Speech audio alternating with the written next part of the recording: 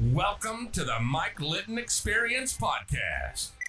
Mike has over 31 years experience in real estate, finance, and investing. He's passionate about being a father, a teacher, a realtor, an investor, and a leader. Everyone has a story, and our passion is to help them tell it. And now, introducing the host of the Mike Litton Experience, Mike Litton. So what can you expect from the Mike Litton Experience? You can expect stories that will inspire, motivate, advice that will sharpen your focus, and expert information on real estate, finance, and market conditions. Executive that left and now is building his business in our space.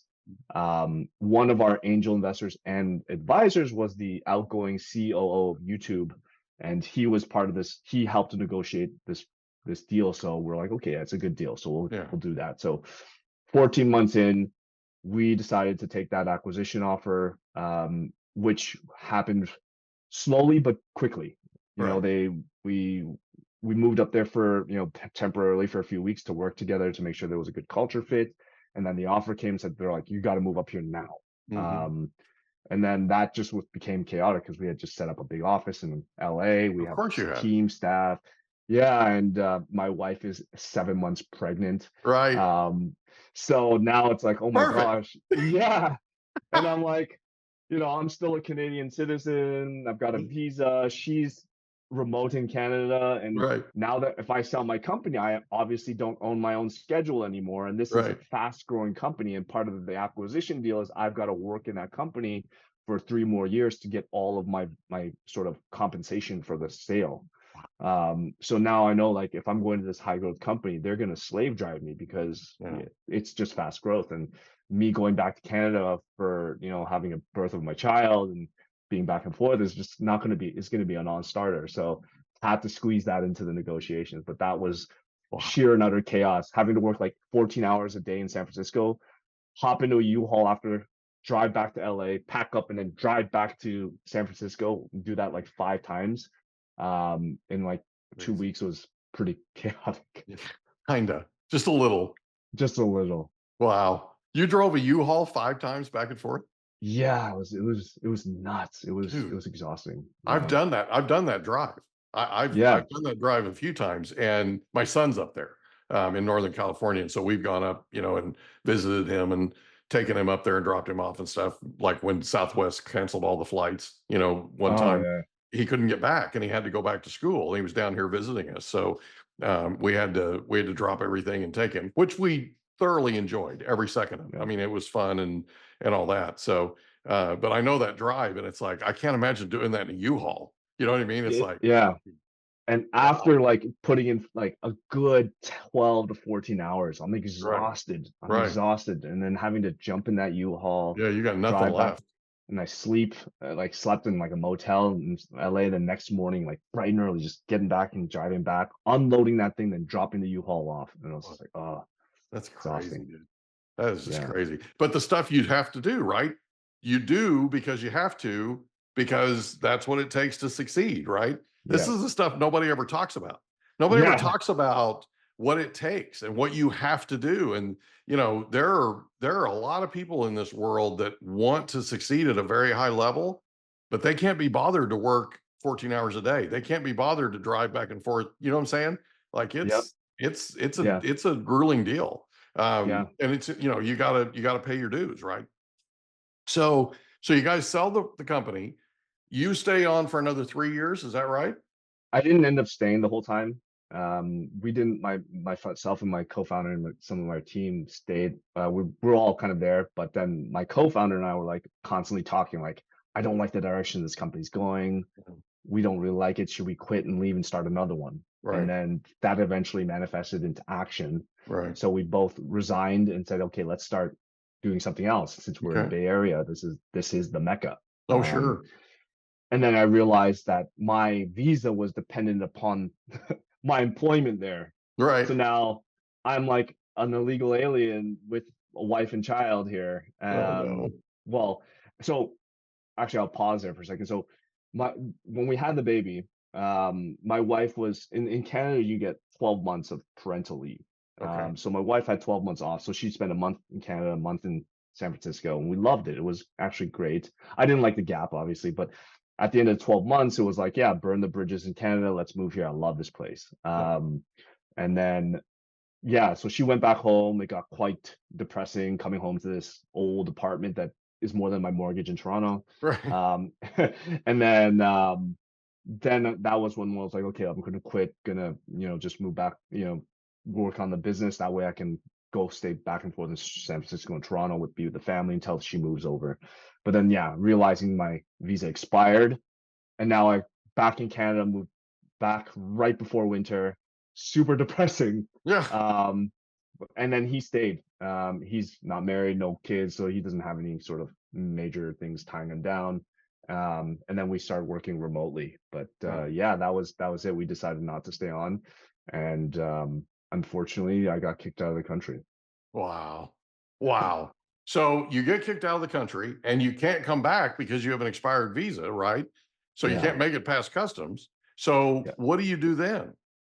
Yeah, so my business partner and I were remote for almost 12 months. We tried to stand up a few different business ideas. We tried 2 attempts. We didn't like either of them really, so we wound it down and found myself back in that same situation with my wife of, hey, you're starting to burn your social credit, right? Like, I know you sold your company, but you're just at home all the time now, burning cash. Like, I'm out burning, but you're just not generating anything. And she's an executive herself. And at this point, she's already working from home. She's back to work, and she was working from home before working from home was a thing.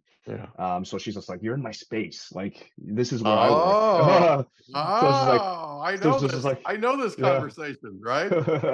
I've had this conversation. I love you. I love being around you in doses. Right? Yes. Right? Yeah. And you're overdosing, right? Yes. Right. Exactly. Exactly. It's funny because like I work from home now. Her office is directly above mine. So we have basements here. So she's above mine. She gets in the nicer office. But we don't see each other during the day. It's like we're just so busy. That has to happen that way. Yeah, it has to. Rules. Yeah. So yeah, we started we failed to launch anything for about 12 months, and then I started re-immersing myself into the Toronto tech scene and started meeting people, and one of my friends had an e-commerce business and he needed a certain skill set, and I started to reach out to some old contacts and found an old contact that actually has that skill set. And I was trying to talk to him about joining this startup, and he's like, look, I've been in startups. I've also burned the social credit. I like this job now. It's at the largest retailer in the country. Think Walmart, CVS, and Kroger bundled into one. And they're building like this whole e-commerce, omni-channel, online business division. Right. So he's like, look, I'm comfortable, but what are you doing? So he asked me, I'm like, I don't know. I have no clue. So he's like, you should meet the guys who run this division. I'm like, I'm not going from a startup to the country's largest corporation. Right. And then he's like, just have coffee with them. It's a different vibe. It's a physically separated office. It's very startup-y and techy. And these guys used to run tech companies in the Valley. So I'm like, okay, fine. Go for coffee. They make an offer. And I'm like, I just came here to meet you. I didn't come here for a job offer. Right. So I call my wife. I'm like, I think I got an offer. She's like, whatever it is, take it. I don't want to see you anymore in my face. You need to go do something in your life. Yeah, take it. Wow. Go. So wow. I love this girl, right? Right? It's like, take it. You got to get out of here. I need you away from me, right? Yeah. Start making money again. You can't just be investing and buying stuff online all the time. And be productive. So use your 9 to 5 hours to actually generate an income as well. So we're actually making more than we're spending. So I ended up joining that company. Was there for 4 years building out their omni-channel platform. In Canada, it's a bit harder to do direct shipping unless you're Amazon because you've got all the warehouses. But because the landmass is so massive in Canada and all the populations is like split between the East Coast and like Pacific and Eastern Standard Time. So they utilize their retail stores and their supply chain between to make it efficient. So they were looking for startup operators to join. So I did a 4-year corporate layover there, popped out 2 more kids, did the whole family thing, And then, yes, that's where the fast track summary at the beginning was. Right. And then, so then COVID hits. Are we now at COVID? Is that about right? Yeah. So that bridges me over, during my 4 years there, about 2.5 years in, this thing is growing big. It went from an idea to doing $2 billion in annual transactions online. So like they didn't like it. So like a lot of part of our business was like, again, it's like a Kroger, Walmart, and CVS kind of bundled into one. They own a lot of different clothing brands and stuff like that. So more and more of what we were doing was disrupting the retail majority. Like more and more retail shoppers were actually just going online, and that just started creating a snowball effect and started disrupting the retail part of the business, which is the age old I'm still wearing a suit to office divisions.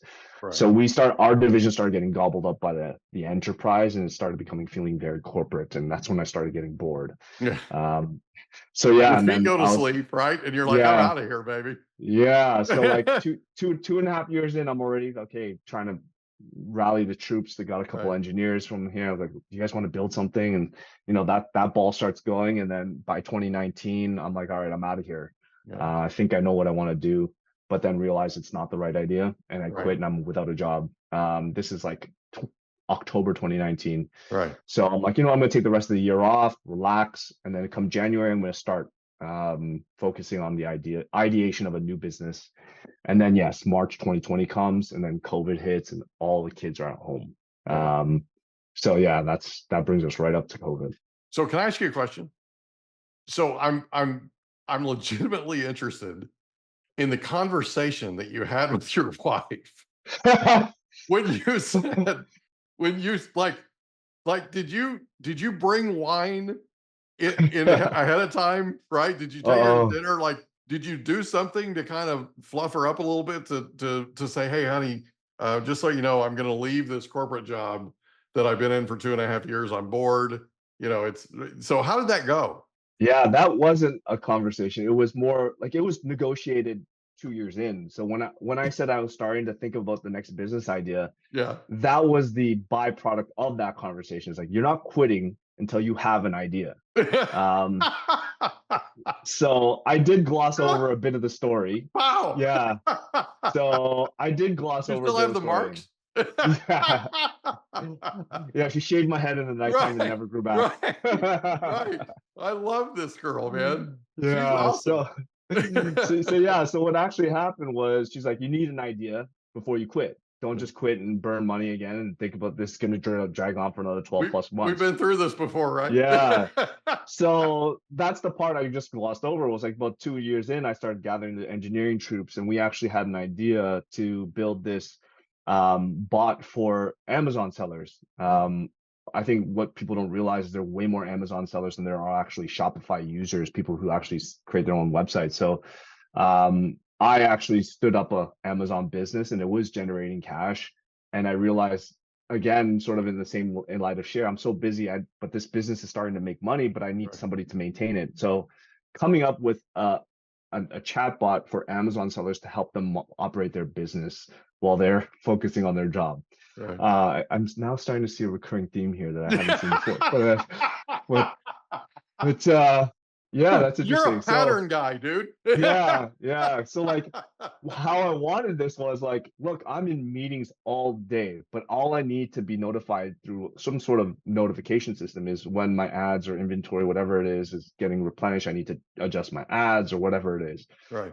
So we created this bot, and I was like, you know what? I think I'm going to go out and build this thing. So we spent about the last, like, another year and a half, which brings me 4 years of my full-time employment, building this thing out. I was going to conferences on the weekend, shilling the product. And then that was the business I was quitting for. So year 4 came, and then I was like, okay, business is up, got this product going. I can as soon as I'm done, I can start knocking on doors and start selling this thing. Right. So as soon as I put in my resignation, I had a big team. So I put in an 8-week resignation, and part of that time is like I started offloading all my meetings, whatever, and I found myself with a lot more time. So I started using that time to actually start focusing on that business. And as I got deeper and deeper, I realized this isn't a big enough problem for me to get excited about anymore, or it wasn't big enough for venture scale. And that means I go broke for an indefinite amount of time. So before I actually finished my job, I realized this is not the business. And I told my wife, I'm like, look, this is not the business. And I told the guys I was working on, like, this is not the business. But now that I'm leaving, I got some more time to actually really think about a business. My wife was not, that was the worst conversation. I was like, look, you're winding down this business that you said you quit, and now you're quitting, you have nothing. So that was the tough conversation. Kinda. Yeah. I can feel it. Like, I can yeah. literally feel your pain, man. Yeah. So that was a dark moment. I was like, look, and then sorry, the other second part of that conversation was like, look, if you're gonna quit, like, you're gonna carry some more like domestic duty here. Because Ooh. she's been like, she's had 3 kids, she's 36 months off. I'm gonna focus on the career. I'm like, yeah, that's no problem. I'll pick up, drop off the kids, I'll make lunches and dinner. Right. So that's what happened when I quit. I was like full-time dad. She was loving it. She was just like, you know what? You could do this forever if you want to do this forever. I'll take care of everything else, but you do this. Like, I'd rather hire you than someone else to come in and do all of this. But that was my urgency. I'm like, oh my God, I got to figure out this next business idea, because I can't keep doing this. I can't do it. This is driving me nuts. Yeah. I got to go back to work. Yeah. So I'm like, Josh, you know what? I'll take the rest of 2019 off, but come January, this is what's going to happen. And then I'm pretty sure the kids got COVID before COVID was a thing, because January, February was a completely write off. Oh. So they were all sick. It came in waves, myself included. And then we got better.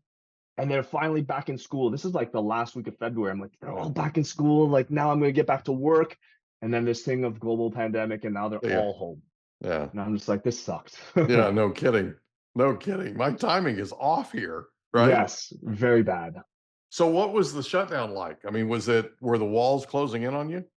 Yes. So my kids were, how old were they? This was 2000. So they were born 2013, 2016, 2018. So my youngest was a 2-year-old. And then I had one that was just in junior kindergarten. So he was 4 years old. Yeah. And they're supposed to sit in front of these tablets or computers and try to learn remotely. Right. It was very non-productive. Good luck with that. A lot of yelling, a lot of screaming. Yeah. And then I've got this toddler, running around. It was a lot. It was a lot. And that was all on me. My wife was like going insane with work. She was in the clinical research world. So everything she's doing is switching to COVID, and she oversees global teams. So she's around the clock. So she's really depending on my domestic duties to run the household. So like, holding everything down. There's no business work. It's strictly parental duties. And she was okay. She was stressed out for work, but she knew that I had the house under control. But my mental was just going nuts with these kids. So I can only imagine. So you go through the shutdown, you survive, obviously, and so do the kids, right? That's good news. And now after the shutdown, some things happen. Something happens that makes you decide to start Share SFR. Talk about that for a second. Yeah. So as sort of we realized that the shutdown is going to be a prolonged, indefinite period of time, and I was like, I got to continue my wine consumption here. So, and I was like, my whole plan and my forecast was, X number of months, think of the idea, and then go raise some venture capital. Now I could pay myself at least minimum wage, and I'll be okay. So I was like, you know what? I don't need a lot, but I should probably think about our portfolio. Look, this is what's spitting out cash, is my real estate. So that's when I was like, okay, I've got some runway that I have. I'm like, maybe I'll just use that to buy more real estate, and that should give me the returns I need. Right. Thinking that, like, it's been since 9 years since I've deployed capital in real estate. Right. So I'm like, okay, well, a lot must have happened. I probably have way more options in terms of finding a more reliable source, a very good consumer experience. My mind was like, oh, I should be able to go to a website, find turnkey properties across any state I want with good data, and then just have someone manage it for me, and then be my sort of growth lever. But there weren't options. It was like still traditional. You can find a local agent, and then they'll have a bias towards where they want to focus, right? And then it's just like friends of friends. And then there are some big tech companies doing marketplaces. And that opened up doors in multiple states and all that stuff. And they would put some data around it. But because it was a marketplace where it's like, look, I don't know the seller, I don't know I don't know the details of the tenant. I still actually have to go out and remotely find somebody to inspect it, someone to do the renovations. So it's actually harder to do that than something in my own backyard. Right. Because at least I can go there and get my eyes on it, right? Sure. Now I've got to outsource every single component and source every single vendor. So that was my that wasn't good enough moment. Yeah. And that was sort of what spawned Share's first version, which was, we were like, okay, well, why don't we just buy the houses in these, metros where there's good economics and all the data. We'll renovate it, lease it out, and then sell it on our site with long-term management and give it, a bit of an institutional underwriting and take a long-term approach. Right. And that's sort of what spawned the first version. And in the middle of the pandemic, we were like, okay, well, how's this going to work? Title offices are still iffy. People won't let us in for inspections. So we just rolled a massive dice, and my partner and I just blindly bought a portfolio as is, taking a massive discount because we bought it as is, and put our own money up and bought this portfolio. And they just got to work, and then renovated, leased them out, and then put them on a site for people to buy. And so people go to the site and they buy them, right? And they buy them with a contract because you're managing the property, you're helping them maintain the property, all that kind of stuff. So what they're basically doing is they're coming to you and it's enabling them to make their money work for them, right? Exactly. Instead of them working for their money, right? Yes. So so we're in the middle of the single largest transfer of wealth in our nation's history. There's some $98 trillion with a T being transferred from baby boomers to their millennial kids and grandkids, right? And the millennials don't want, like 90% of it's real estate, and they don't want the real estate. They want the cash. Right. But once they get the cash, then they want the cash to work for them, right? Yep. And so this is a way for people who are inheriting money, having money transferred to them, that kind of thing. If they have that type of capital being sent to them, they can come to you and say, look, I want to make this work, but I need to have sort of a plug and play option. And that's where I think you're onto something here, because people don't want to go find a contractor. They don't want to go find an inspector. They don't want to go deal with a lot of this stuff, right? They just want to take their money, put their money to something that's generating cash flow, that's generating income for them, right? And they just want their money to work for them. That's it. They want to be kind of hands off. And that's really the opportunity that you offer. Yeah. Yeah. Basically, that's exactly what we offer. I mean, we've changed the model a bit to basically, instead of us buying the inventory, now we source and buy based on your criteria. So some clients might want a deeper renovation, or some might not want any renovation. So we basically source on that, and then we're not region biased. Well, we're biased towards certain regions only because they have homes that meet certain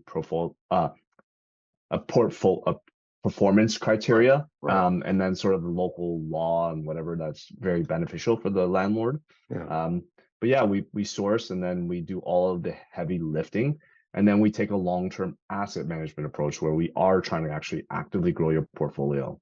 That's cool. That's cool. In the federal tax code, the two most incentivized activities are, number one, owning your own corporation and employing people. Number two, right behind it, is owning rental real estate in the United States and renting it out. Okay. And I don't know if you remember this, you may or may not, but during the Trump administration, the media, the mainstream media, was just excoriating Jared Kushner, who's Donald Trump's son-in-law, and his family, because they hadn't paid any income tax in 30 plus years. Well, here's the thing. If you look back, if you peel back the onion, you're laughing. You know exactly where I'm going with this. If you peel back the onion, the reason why they don't pay any income tax is because they have depreciation that offsets it. Depreciation, ladies and gentlemen, comes from owning rental real estate. There's no other way you're going to get it other than owning a corporation, buying capital goods, and then depreciating those capital goods, right? So that are used, right?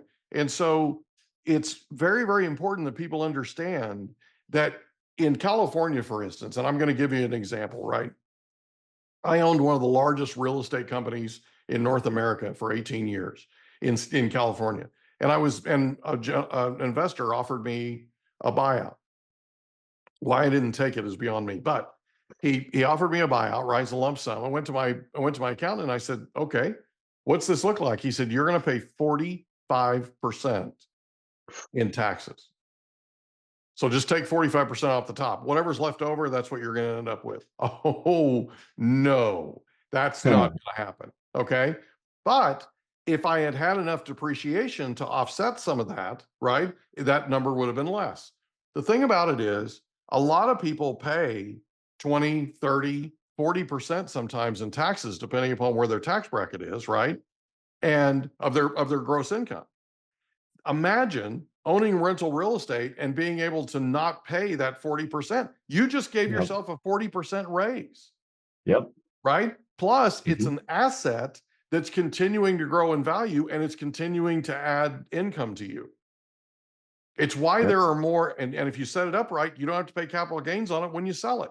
So it's why there are more millionaires made in real estate than in any other form of investment by far in the United States. Yep. Paper losses are great. You're onto something. Paper losses are great. So if somebody's interested in investing with you, how can they reach you? Yeah, just sign up for a free account, share SFR.com, share SFRs and single family rental .com. They get a free account. You can look at some sample properties, but if you want to start acting in terms of initiating a search and start actually buying homes, book a call. All of our service costs are backloaded, meaning you pay it when you buy it. So you'll get the consultation and the guidance upfront for free. That's awesome, bud. Is there anything else you want to cover before we wrap up? No, I think that's everything. I love how in-depth and how you managed to extract all the things I was glossing over. That's great. We don't allow a lot of glossing over here. Yeah, that's good. That's good. All right, I'm so used to everyone's like, give me the Coles notes, right? I got you, buddy. I got you. Yeah. Andrew Kim, thank you so much for being our guest on the Mike Litton Experience. This has been fun. Thanks for having me. Thank you for having me. Thanks. All right. We hope you enjoyed another episode of the Mike Litton Experience. If you did, do us a favor, smash that subscribe button, tell your friends, family, and coworkers about our program, and wherever you get your podcasts, please leave us a rating. It helps us to connect with quality people just like you. And that's a wrap. Another episode of the Mike Litton Experience in the books. Reach out to Mike on Instagram at Litton Realty. Want to meet with Mike? Check out calendly.com/Rio760.